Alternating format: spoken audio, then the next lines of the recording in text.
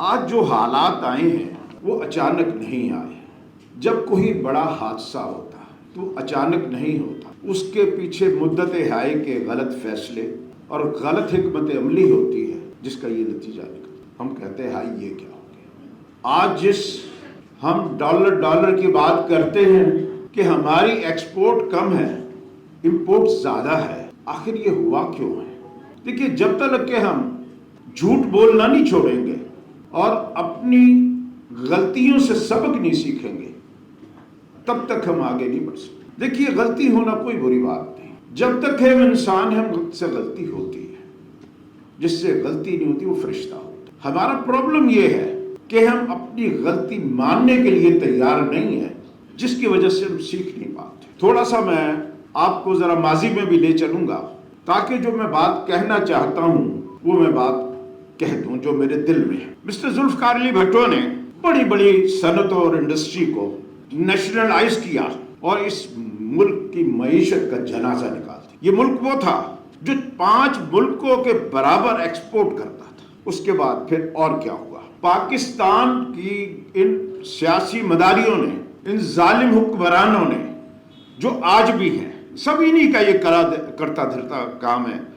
پاکستان میں امپورٹ پر ڈیوٹی اتنی کم کر دی گئی کہ جو ہماری ملکی صنعتیں تھیں ان کی پیداوار مہنگی ہو گئی اور امپورٹ سستی ہو گئی. لامحالہ جو ہماری لوکل کمپنی تھی وہ بند ہو گئی.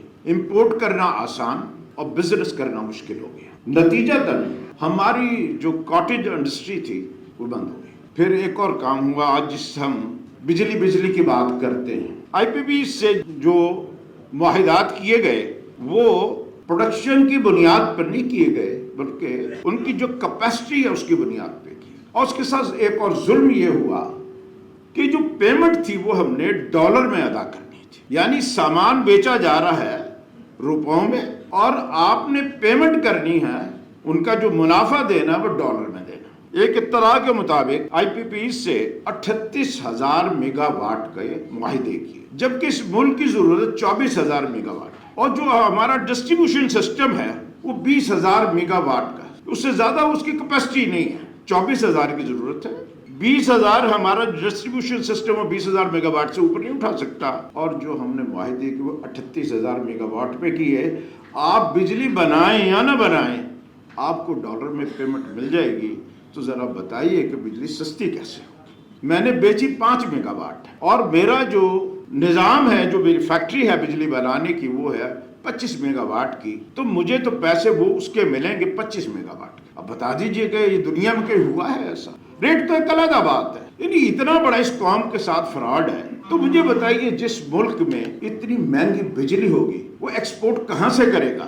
یہی حال گیس کا ہے کہ یہاں پر جو لوگ ہر ایک جو کارپوریشنیں ہیں یہاں پر اس وقت اس ملک میں کم و بیش 32 کارپوریشن ایسی ہیں جو لاس میں. اس میں بڑی بڑی کارپوریشنیں اسٹیل مل ہے, پی آئی اے ہے, این ایچ اے ہے, یہ ساری وہ ہیں جو اس ملک کی معیشت پہ بڑا بوجھ ہے. اور اس میں سب سے اور بھی ایک بڑی مزیدار بات, انہیں تباہ کرنے کے لیے یہ جو ہماری سیاسی پارٹیز ہیں نا, انہوں نے اپنے ورکر کو بھرتی کروایا. جہاں ایک آدمی کی ضرورت تھی وہاں 20 افراد کو بھرتی کروایا گیا. نتیجہ یہ نکلا یہ ساری کارپوریشنیں اس ملک کی معیشت کو کھا رہی. ٹیکس کلچر بنایا جاتا ہے, پھر ٹیکس اکٹھا ہوتا ہے. اگر آپ ٹیکس کلچر نہیں بنائیں گے, ٹیکس کا نظام نہیں بنائیں گے تو ٹیکس نہیں ہوگا. آپ 100% ٹیکس دے دیجیے. آپ فرما رہے تھے نا میرا انٹیگریشن ہے, میری جو انٹیگریشن میں 100% ٹیکس دیتا ہوں, جو میرا کسٹمر 1 روپے کا بھی آتا ہے وہ بھی سیدھا ایف بی آر میں جاتی ہے. اس کے باوجود جو ایف بی آر میرے ساتھ کرتا ہے اس کا مجھے بخوبی اندازہ ہے. جب تک کہ یہ ظالمانہ نظام ہم ٹھیک نہیں کریں گے ٹیکس اکٹھا نہیں ہوگا.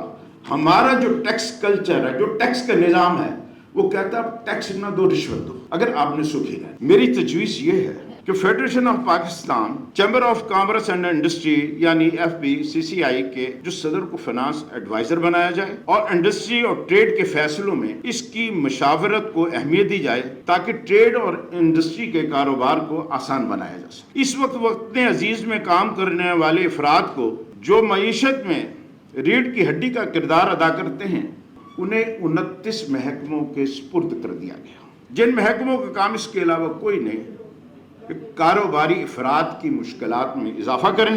اس لیے اس بات کی اشد ضرورت ہے کہ ان محکموں کی تعداد کو کم سے کم کیا جائے، LC کھولنے پر پابندی فوراً اٹھائی جائے، ایکسپورٹ کرنے والی انڈسٹری کو خصوصی سہولتیں دی جائیں، کابینہ کے جہازی سائز کو کم کیا جائے، حکومت اپنے انتظامی اخراجات کو 50% کم کریں، افسران کے پروٹوکول، گاڑیوں کی بندرباٹ کو ختم کیا جائے تاکہ میرا ملک ترقی کر سکے۔ ہمیں ہے جن سے وفا کی امید، وہ نہیں جانتے وفا کیا۔